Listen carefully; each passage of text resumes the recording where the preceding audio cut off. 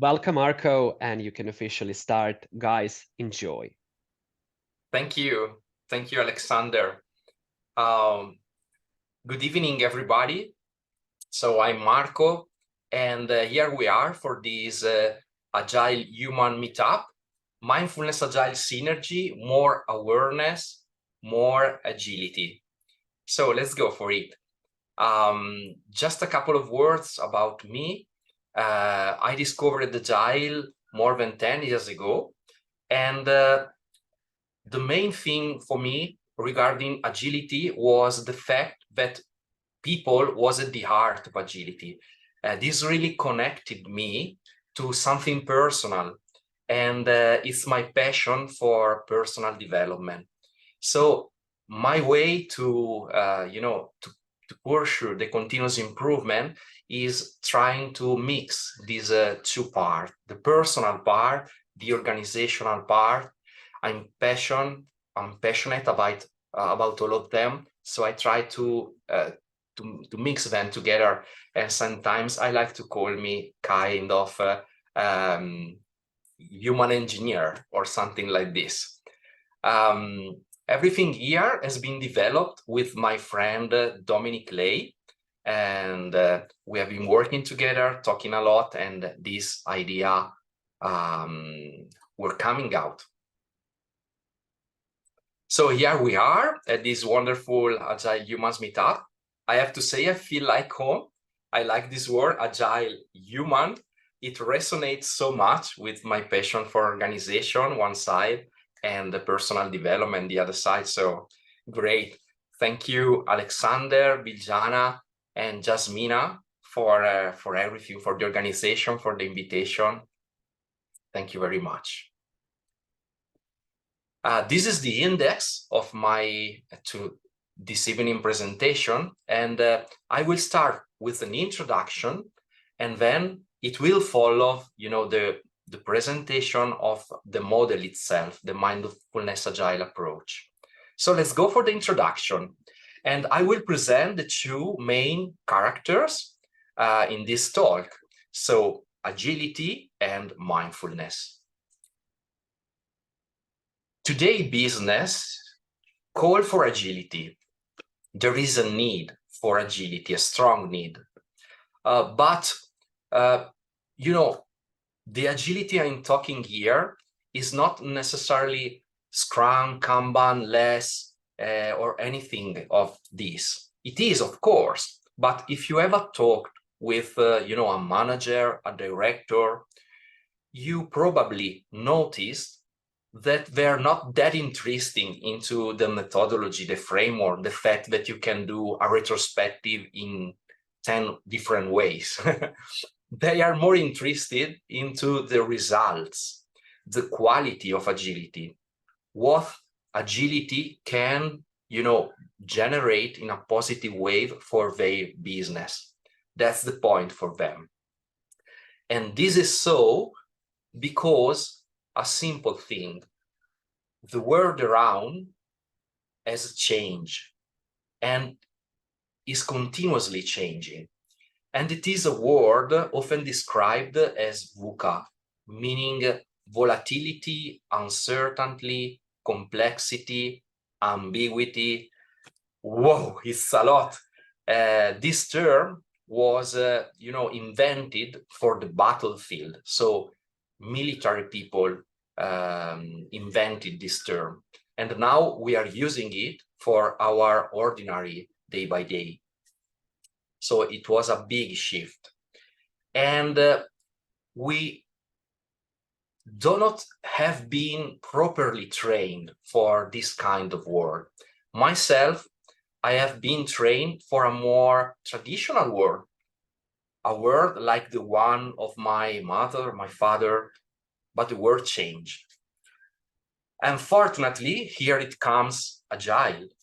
So to me, agile is not a trend, not a fashion thing.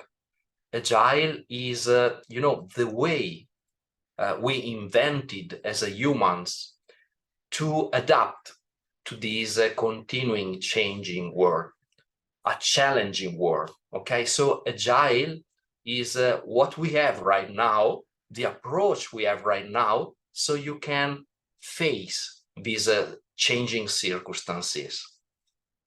And that's a good news. Agile will change in time, and that's no problem. So we want business agility. We have Agile. Let's do it.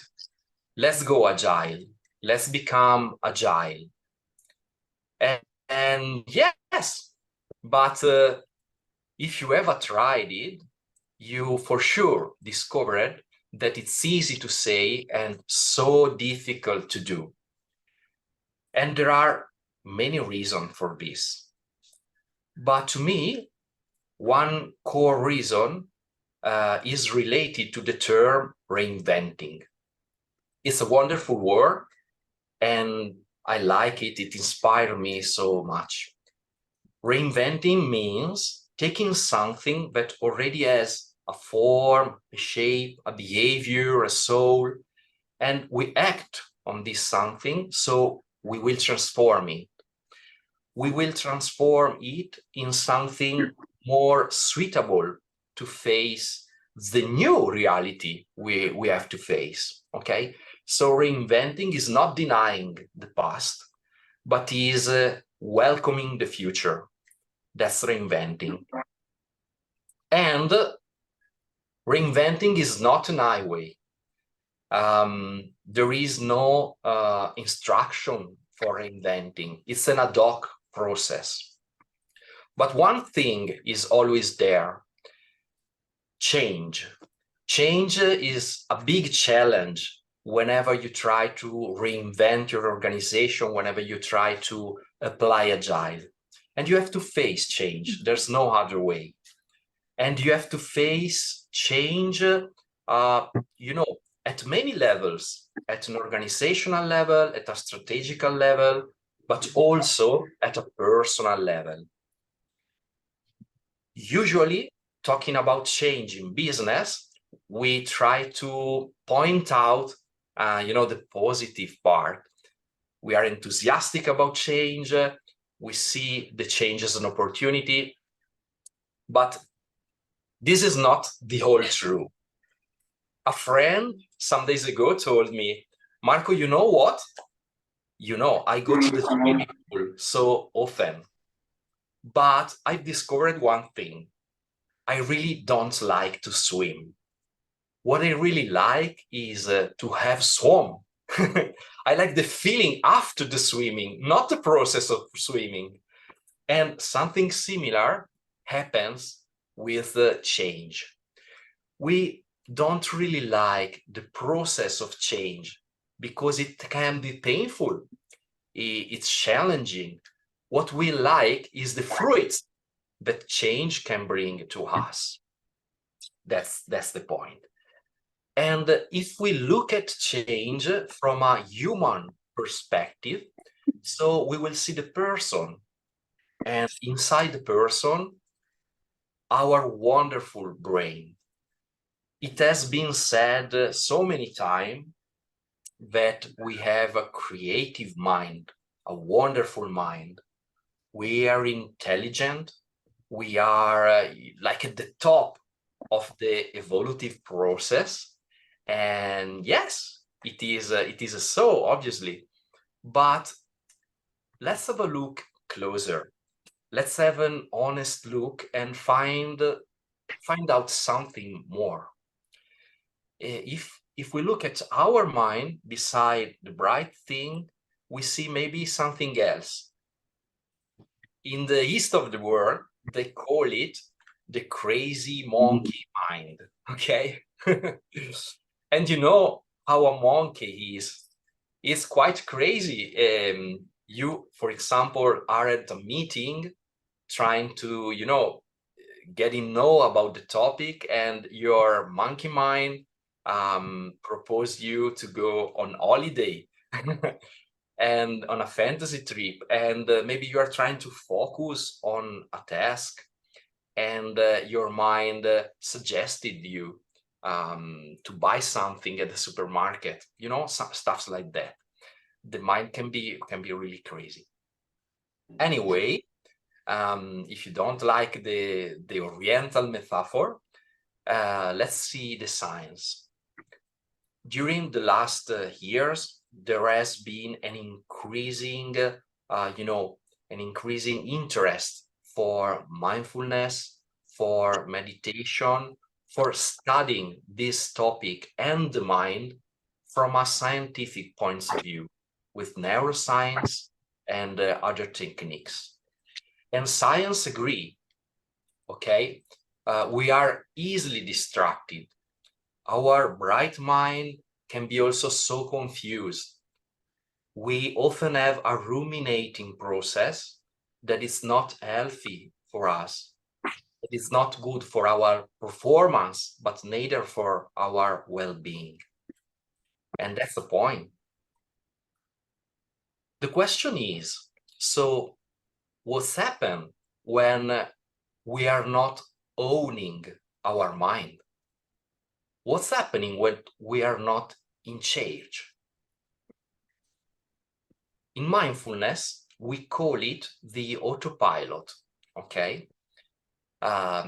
Let's say we are driving a car and I'm getting a call from my good friend. I can easily get the call by the Bluetooth system of the car, obviously, and I can keep driving and having a nice conversation with my friend. That's perfectly possible because I'm so used at driving that I need just a little of energy for keep driving. I need just a little of my attention. It's so little effort for me. And that's fine. That's a good part of the autopilot. It's wonderful when we are doing repeating things, when we are doing the same again and again. We can be very, very productive with the autopilot. But now let's see a different case. Let's say you are in a team and somebody comes and propose you guys at the team are going to change the way you work. For example, you will be adopting Scrum or any other, agile approach. You have to face the change. And at the same time, you have a lot of work. You have multitasking. You must be productive. You have a deadline for projects and stuff like that. You have no extra time. So you tend to work, to behave in autopilot mode. But this is in contrast with change, because you will be repeating your partners. You don't have time for slow thinking mode. And that's a problem. And that's a problem because you will lose probably the opportunity for a change. You will lose the opportunity for improving. You will try it, but the weight of the autopilot is so strong that you need to stop the autopilot in order to embrace the opportunity. The good news here is we can train our mind. If we look at, let's say, a professional runner, it's so obvious. She will be training the body. It's obvious. She will train for power. She will train for flexibility, for breathing better, and so on. She will spend a lot of time training. Now let's go in a different case. Let's talk about us. Most of us, we are, knowledge workers. This means that our instrument for working is our mind. And we have so many ways for training the mind, isn't it? For example, Sudoku. Well, I'm joking, but the fact is, in comparison with professional runners or any people that dedicate this life to sport, we have so few methods, proven methods for training the mind. And that's a problem. That's a problem because we have to use the mind so much. We are losing an opportunity. And here it comes, the second characters of this talk. I have been talking about Agile, and I've built a bridge, and now here it comes, mindfulness. So mindfulness is a way we can use for training the mind. Obviously, it's much more than this, but I will talk about mindfulness using the scientific approach that has been growing since John Kabat-Zinn started in the 70s to research about this. What is mindfulness? Basically, it is awareness. It means that I'm not just thinking about what I'm doing, but I get a perspective on what I'm doing so that I can keep a distance and observe what I'm doing and, realize if it is the right thing, or maybe should I do something else. And this awareness arises from paying attention. It is required to be attentive in order to develop this spatial awareness we call mindfulness. Attention can be very focused on one point, very open in order to catch what's around, and even in the middle, okay? And this attentive process, it is oriented not in the past, not in the future things, but right in the present moment. So on what's happening here and now. You are now here, so you can focus on my voice, you can focus on the content that I'm telling you, but also you can focus on your body. How do you feel? The feeling of the feet on the floor, and you can focus on the color on the screen. All of these things will help you to stay in the present moment, and so to be more mindful about what's happening here. And we will do this on purpose. We need our will to work for us. And it is important to do all of this with an attitude. We don't want to judge stuff. We usually say that we are going to suspend judgment during a time, okay? These give to us a fresher view of the reality, so we can, perceive new stuff. And even when things seems to be already known, seems to be dark, if we have this aptitude, we can see maybe flourish some new opportunity, something that we haven't seen until the moment. So this kind of awareness, we call it mindfulness. And the good thing here is that by developing mindfulness, by being aware, we will build a space between a stimulus coming from the outside or from the inside, something that is happening, a thought, something that, a workmate tell to us and stuff like that, any stimulus, and our response. We tend to be so reactive when we are moved by the autopilot, but we would like to change reactions, automatical reaction, for conscious response. And there's this space we can develop by mindfulness, and this grow our freedom as a human being. Freedom to choose, freedom to do what we really want. It's kind of looking at the reality, in a brighter, colorful, high resolution way. is not about escaping reality. Sometimes meditation, is considered like that. It's just the opposite. We want to develop an intimacy relationship with with the reality, so that we can feel it, we can manage it, we can have a sense of what it means and make the best out of it. I've talked a lot, but in the end, mindfulness is not something intellectual.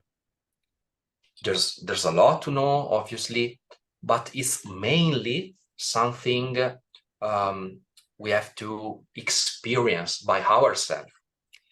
Even if you are the biggest boss between the bosses, well, you cannot delegate something and say, I want a wonderful six-pack abdominal, and please, you go to the gym for me. That's not possible. It's a law of life. And that's the same for mindfulness. You have to train yourself. It's your awareness. You have to experience yourself. You have to practice yourself. And in order to, to finish this introduction, I would like to offer a small mindfulness practice. Then we will have a break and you will have the opportunity for a question or so. And after that, we will follow with the Mindfulness-Agile synergy model. But now let's have a small practice together, like 5 minutes or so. So I will invite you to take a seat, a comfortable seat on your chair. Put your feet firmly on the floor in a stable position, so you can stay quiet for some minutes. You can also raise your spine up and your head to relax the unnecessary muscles. You don't need to be tense. It's an easy position. You can put your hand on your legs. A comfortable, stable base with dignity. Listen to the sound around you. So get a sense of the place you are right now. There's no need for searching for sounds. The sounds reach us with no effort. And at this point, I'll suggest you close your eyes gently.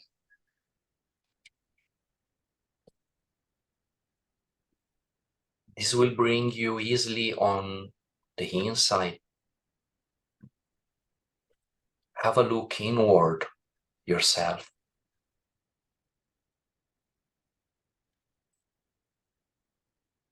Feel any sensation that is moving inside you.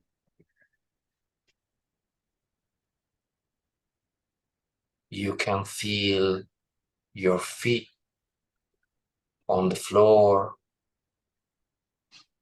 the feeling of contact.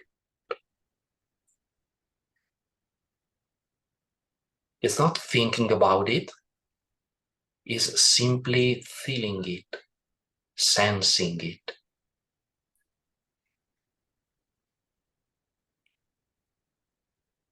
You can feel easily the contact between the chair and your body.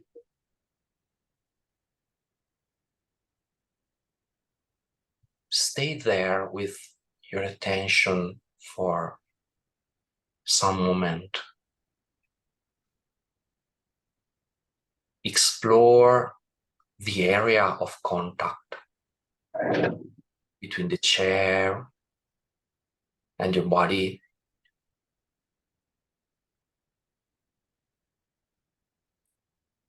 Notice how it feels. Maybe there is a feeling related with temperature, humidity. Any feeling is fine.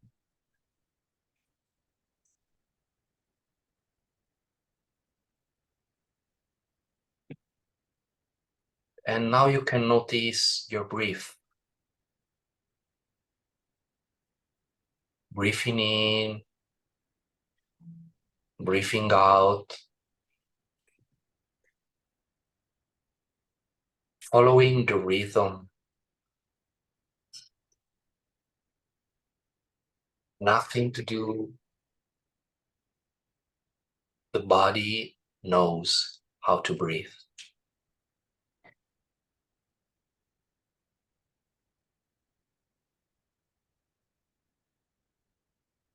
If the mind wanders, gently bring it back to the feeling of the breath.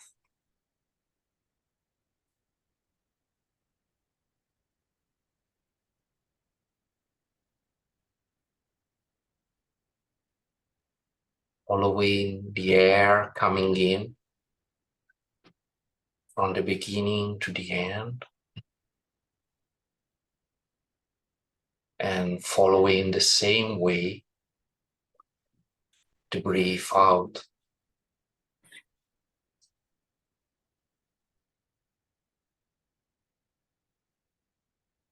I notice the breath. I notice the contact of the chair. I notice my feet on the floor, all at the same time.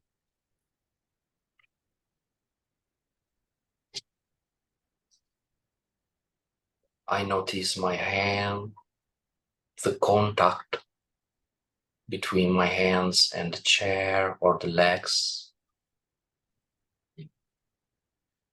while I'm breathing.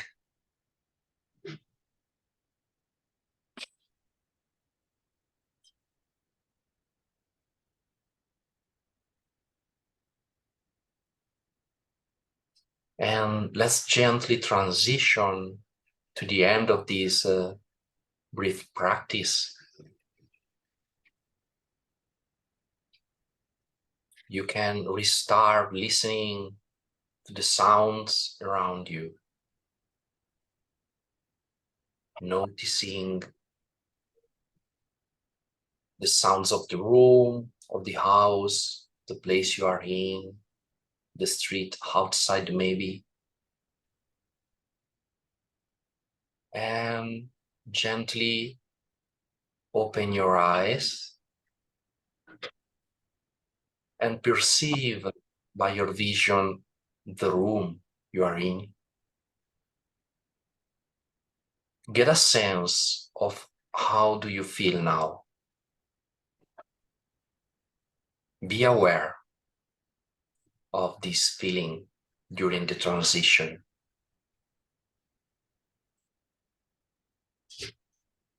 You can move your hand, you can relax your body, and be here and now again. So thank you for sharing this moment of practice. It is a small mindfulness meditation, just to try, just to have a sense of the way that mindfulness suggests for training the mind. Okay, but the good news is that these ways are being investigated for science, and there are many positive effects. So it definitely seems a good idea, something that you can explore. And okay, So we have been ending this first part, and if you have any question, feel free. I don't know, Alexander, maybe you have recorded some question from the chat, or just talk. We are a small group, so we can interact, no problem. Yeah. Well, that was a pretty relaxing session, so I need to come back in reality right now. Yes. I've been speaking with Marco before the session that I recently came back from my vacation, so this was some kind reminder to me for my vacation, my late vacation. Okay, guys, is anyone here present who would like to ask any question about the session? Who would like to speak with Marco, maybe? This is a kind of a quiet moment. Please don't be so Yeah, shy. I Don't have be to so shy. say that the relaxation is Yeah, kind of a nice side effect of this training, but it's not the main goal. The main goal is to be aware. There are times when we, try to meditate, and maybe we are taken by some negative emotion. And in those cases, meditation is not that relaxing, but still is valuable. Okay, so the key point is, we try to develop this.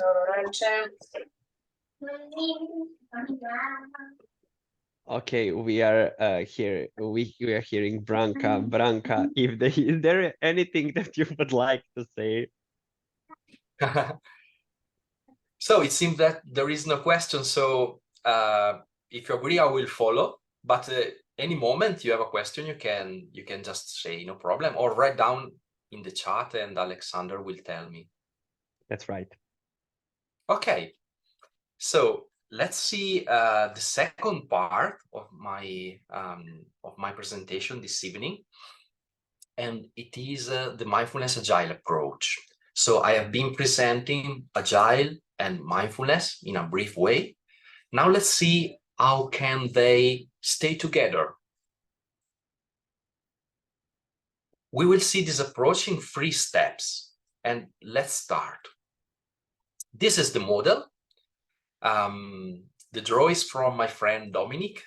Thank you, Dominic. And as you can see, we have 2 axes. Let's explain this 2 dimension. We have 2 axes because in our experience, when traditional company go for facing VUCA, they usually follow 2 main routes. First one is reorganization. They try to change the organizational culture, the way they do things.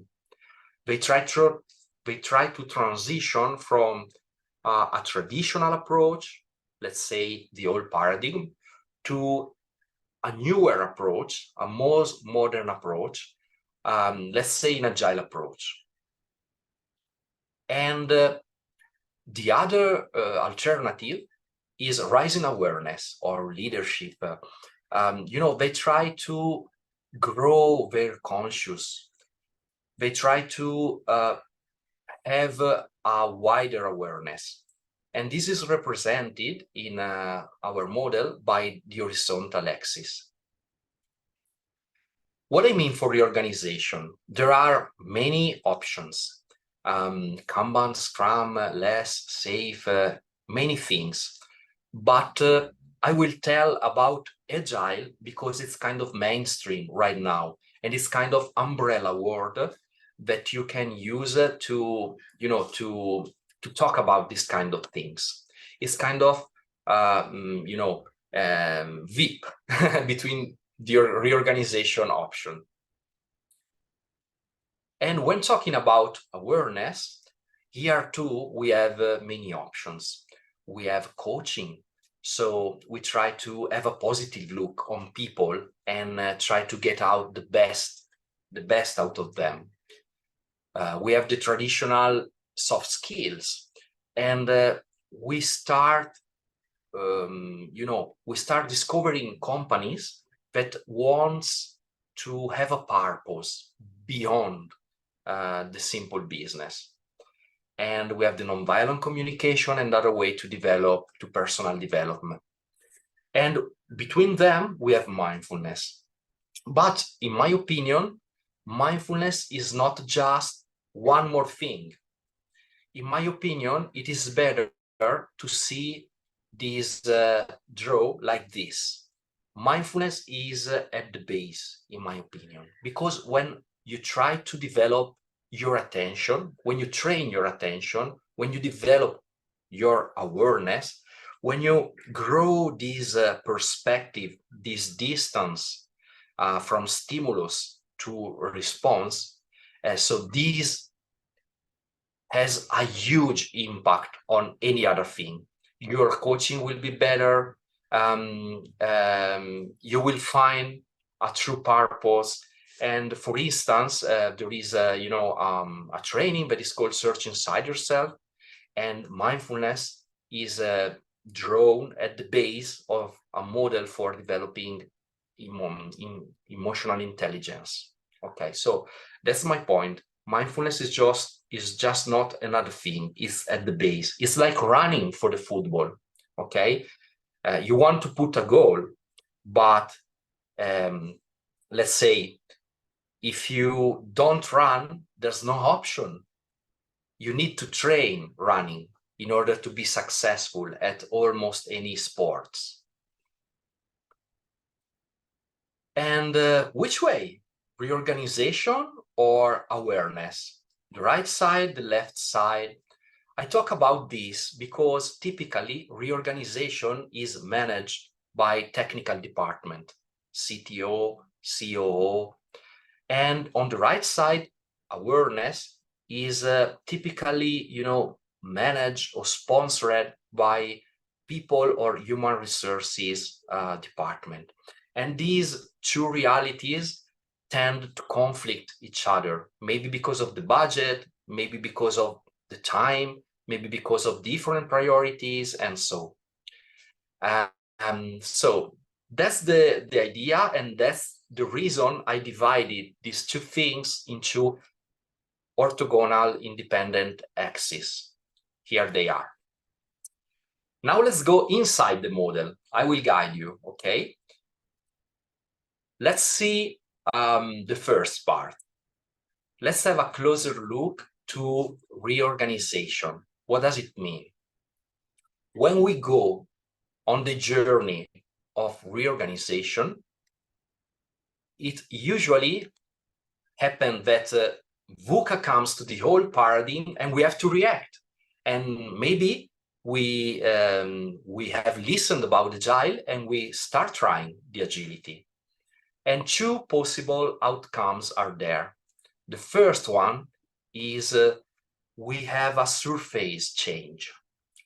Maybe we just use some practice, the practices that are easier for us, that are more aligned with our culture. So there is no a big conflict with the culture of the company, or maybe the practices that conflict the less with our manager mindset. Okay, that's kind of way of doing Agile that is widespread, unfortunately. It's so common, and it leads just to a surface change. It seems that something has changed, but the essence has not changed that much. But we have also the option for a more profound change. So we are in Q1 and we really get the transition to Q2. For example, we adopted Kanban for managing a process, a service, and we can see that people is, reasoning, thinking about the flow, about the work in progress. They ask themselves how can they improve, the metrics associated with Kanban. That's great. That's great.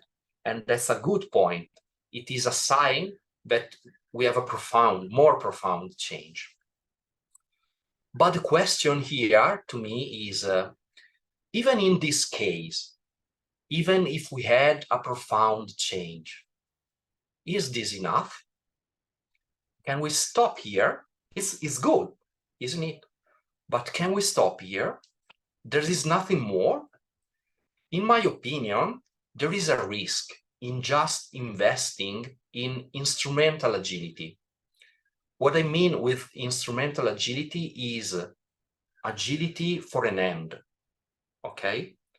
I want to reach something, agility is a good tool, but I'm not that interested into the inside of agility. And the two risks are, first one, you will lose the true agility, because yeah, doing agility is about practices, frameworks, certifications, that's fine. But remember, the world keeps changing, and agility is a way to adapt to a changing world. So you cannot freeze agility adopting some practices that you learn. You need to embed in yourself the principles, the values, the mindset, the beliefs, so that if the world keeps changing, you can keep adapting. You can invent even your own way to be agile. That's the point. Being agile is key, and it's not part of the instrumental agility. The second reason for not stopping with just agility is, let's say an example, what's the goal of the company? Maybe you're doing agile for an unscrupulous company, and these can lead to not so good, not so good results. So it's a topic without doubt, something to ponder about, okay? Which is the purpose of the business behind the task themselves. So in my opinion, this leads to a conclusion. Agile calls for more awareness. You need to reinvent yourself, your way of doing from the inside. So there is something that must be cultivated within the person, within the people. The outward change you're looking for calls, if you are responsible, it calls for an inward change. And that's my point.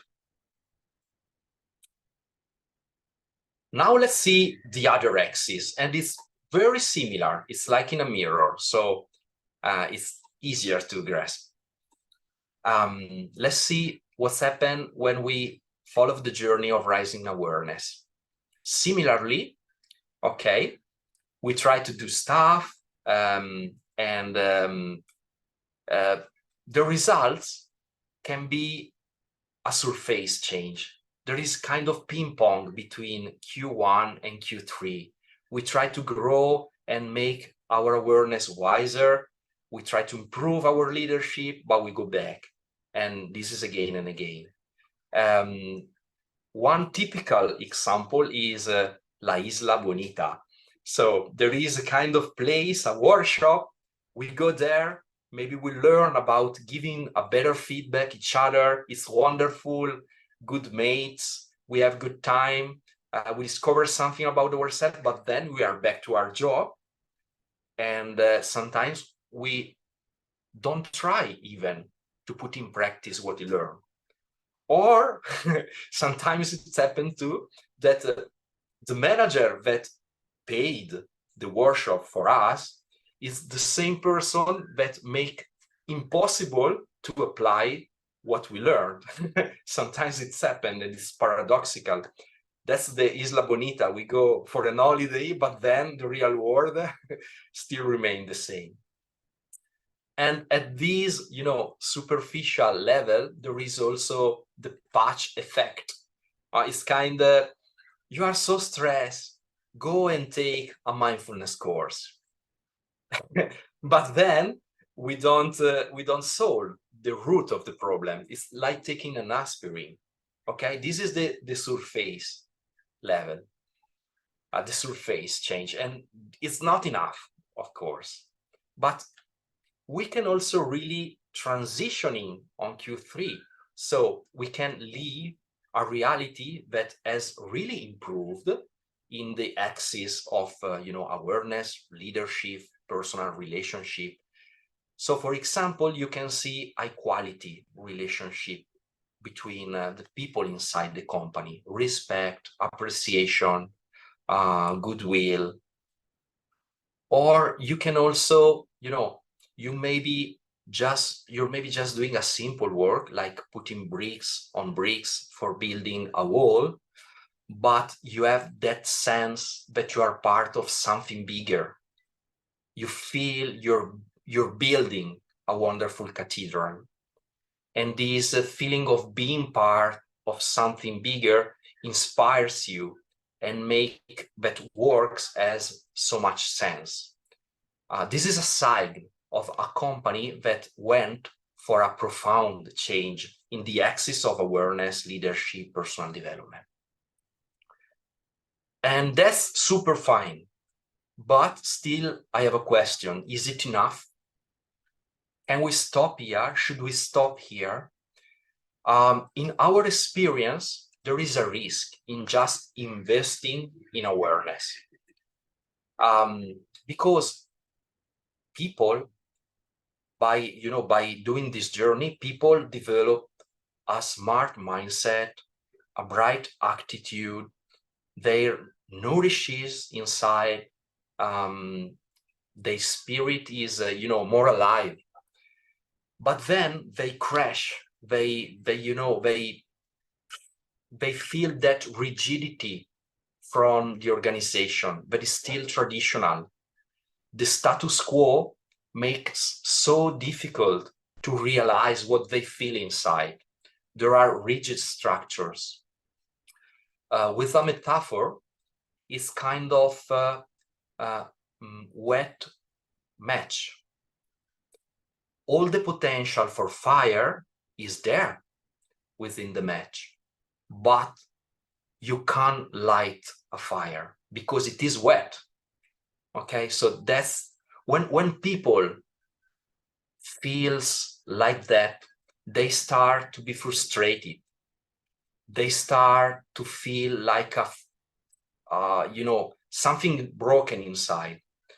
And these kind of people tend to be frustrated, or finally, if they have the opportunity, they tend to leave, to find better opportunities. So it's a pity because the company invested so much on this growing awareness.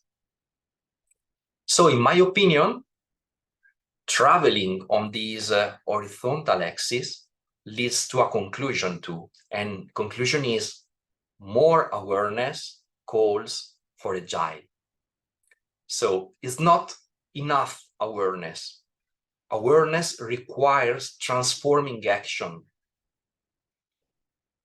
If the change comes first from the inward, from the inside, so it calls for an outward change.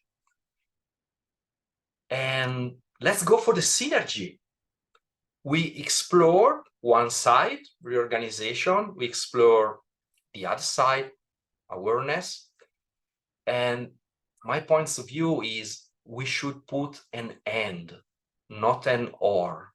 It's not one thing or the other, it's one thing and the other. So technical department should collaborate close with the human resources, people, department, and stuff like that. They should project together in order to have a better impact on the organization, in order to travel faster from the old paradigm to the new paradigm. And it's not just one travel. You make a step and then you iterate and you do another step and then again and again. So this yellow orange arrow in the middle of this model represent the possibility for traveling faster on the diagonal, in a better way, in a more consistent way. And here is my global conclusion. So the unison of mindfulness and agile is, to me, a natural point of arrival. It provides a more effective and adapted answers to today's challenges like sustainability, VUCA, the change in general. So my advice is, maybe your company already is, on an agile journey. Add mindfulness to agile, because by this, you will help people to grow. People will cultivate not just their doing, but also their being. And this is so good for getting the systemic view, to feel the interconnection between the things. They will be more able to include the whole into business, and it's so needed. Another advice is, if your company already went on the leadership, personal growth, awareness way, or if they even adopted mindfulness as a way for training people, please consider adding agility, adding agile, because agile, it can really make the difference. It makes things happen. By agile, companies can cultivate a good way of facing the work, of organizing the work at a practical way, a smart way of doing, coherent with reality and coherent with your value, your principle, so that good thing can flourish. And that's it. So the external results that we want to pursue, that our companies want, can only come from the mindset, the attitudes that we as humans have and can cultivate within. Okay, it's like a mirror. It's not separated. The inside reflect on the outside, and the outside reflect on the inside. Mindfulness helps agile come true. That's my points of view. And that's it. So thank you very much for your kind attention to this meetup. Thank you, Agile Humans. And yeah, here I am. So if you have any question, but not just question, even reaction, or if you would like to share something about your opinion or your experience, it's Link Coffee, so feel free to talk, feel free to share. You are really welcome if you like.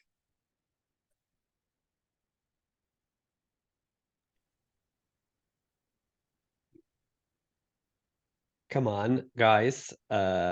Marco is very thirsty, so he did great job. I see some applauses here in the chat. Yeah, he deserves that, certainly.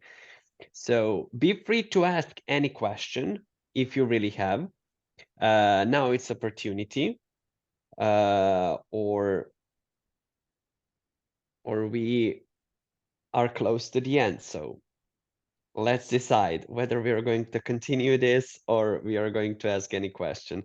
Thank you, Nana. Nana wrote something beautiful in chat. Yeah. Thank you very much. Yeah. So, guys, are there any questions? Come on, come on.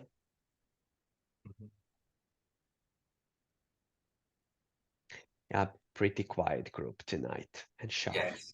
I have to say like that. Okay.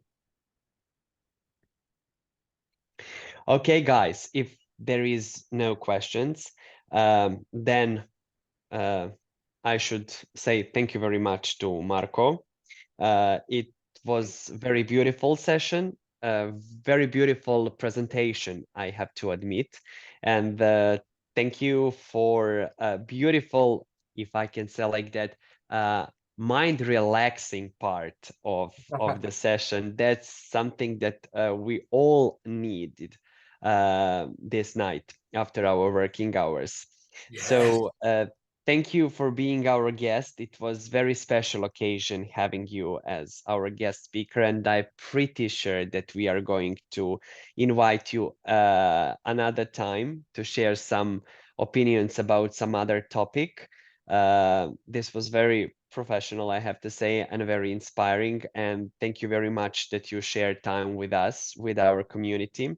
I hope that we are going to have opportunity to see you in Belgrade, in Serbia. Oh, It's hopefully. it's real time to come in Belgrade, in Serbia. So yeah, you do have a lot of fans here, and thank you very much for beautiful time. Thank you Enjoy, too. guys. Enjoy in upcoming weekend, and stay safe. What should I say? Marco, thank you one more A time. pleasure. Thank you very much for your kind attention. You're welcome. Write me if you like, and let's keep in touch. Thank you, That's right. Alexander. Thank you, Agile Humans. You are very welcome. Guys, have a nice evening. Goodbye. Ciao.